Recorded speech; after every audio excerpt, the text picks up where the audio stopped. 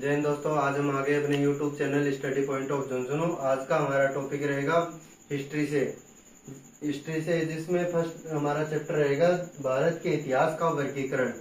अब भारत के इतिहास का वर्गीकरण हमारे को चैप्टर दे रखा है। एग्जाम की दृष्टि से इम्पोर्टेंट क्वेश्चन है। कुछ एक दो या तीन या परसेंट कुछ लमसम आते ही रहते हैं इससे। अब इसमें दे रखा है भारत के इतिहास को वर्गीकरण। भारत के इतिहास को कितने भागों में बांटा गया है, कितने भाग में इसको बांटा गया है, कितने भागों में इसका वर्गीकरण किया गया है। अब इसमें पहले तीन भागों में इसका वर्गीकरण किया गया है जो कि हमें बैक बोर्ड पर दे रखा है। जिसमें पहला आएगा प्रागैतिहासिक, दूसरा आएगा औद्योगिक ऐतिहासिक, तीसरा आधुनिक ऐतिहासिक। औद्योगिक ऐतिहासिक, आधुनिक ऐतिहासिक और प्रागैतिहासिक। जिसमें पहला है प्रागैतिहासिक। प्रागैतिहासिक है जिसमें हमारे को कुछ साक्ष्य मिलते हैं, जो लिखित में साक्ष्य मिलते हैं। इसका पहला पॉइंट है वो हम लिखेंगे लिखित साक्ष्य मिलते हैं। लिखित साक्ष्य मिलते हैं।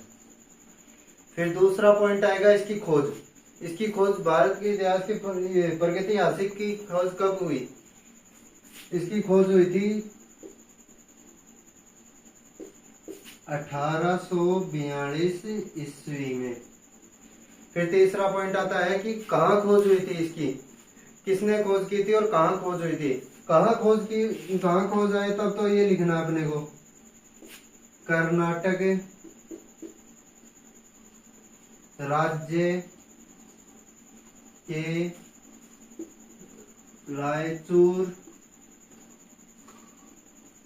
कर्नाटक राज्य के रायचूर जिले में।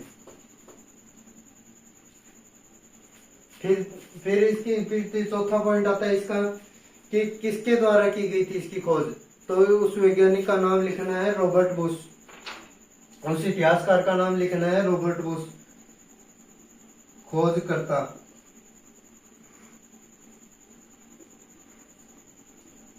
Robert Bush. इसमें कुछ अपने को लिखित साक्ष्य मिले हैं जो हम देखेंगे इसके अंदर। जिसमें पहला साक्ष्य मिला है पत्थरों के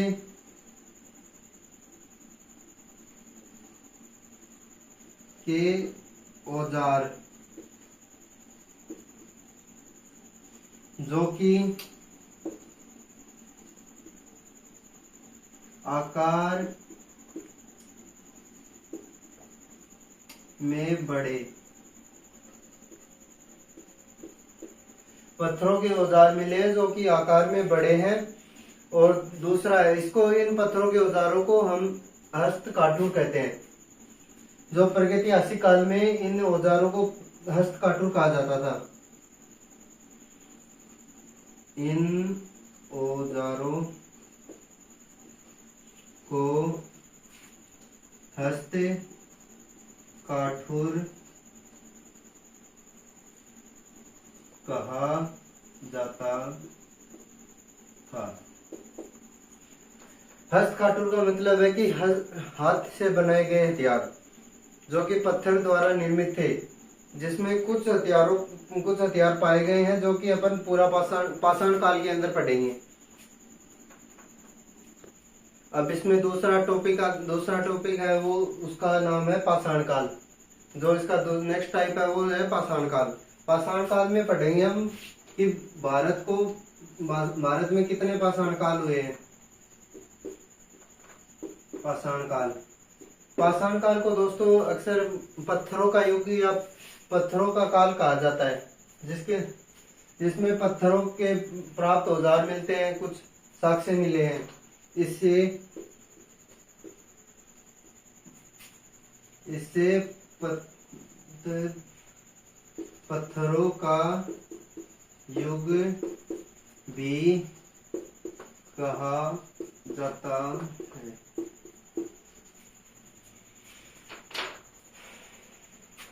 पत्थर की बनावट ऐसी थी कि पत्थर की बनावट औजारों की तरह थी। जो इसमें पाषाण काल में जो पत्थर थे वो उनकी बनावट थी वो औजारों की तरह थी। इस काल के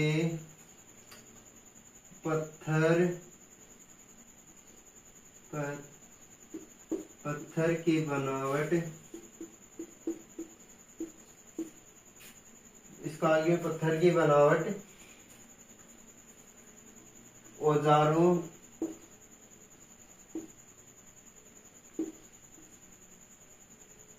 से मिलती जुलती है।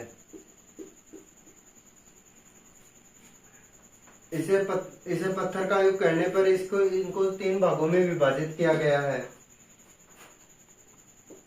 इसको 3 भागों में विभाजित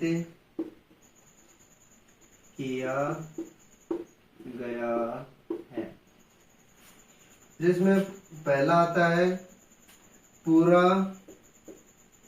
पाषाण काल, दूसरा आता है मध्य पाषाण काल, तीसरा आता है नव पाषाण काल।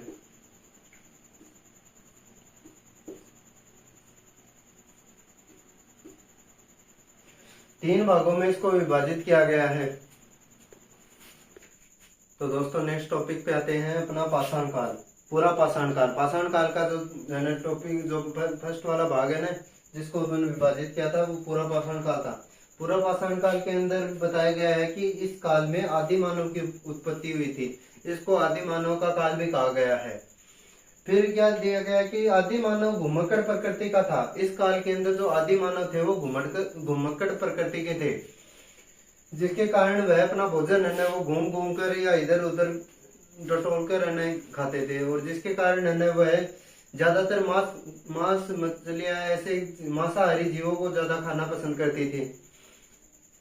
फिर क्या दिया गया कि आदि मानव को आग का ज्ञान हुआ, परंतु उसको प्रयोग करना नहीं आया। इस काल के अंदर आदि मानव को आग का ज्ञान तो हुआ पर प्रयोग करना नहीं आया, जिसका नेक्स्ट भाग है जो मध्य पाषाण काल है, उसके अंदर अपन देखेंगे।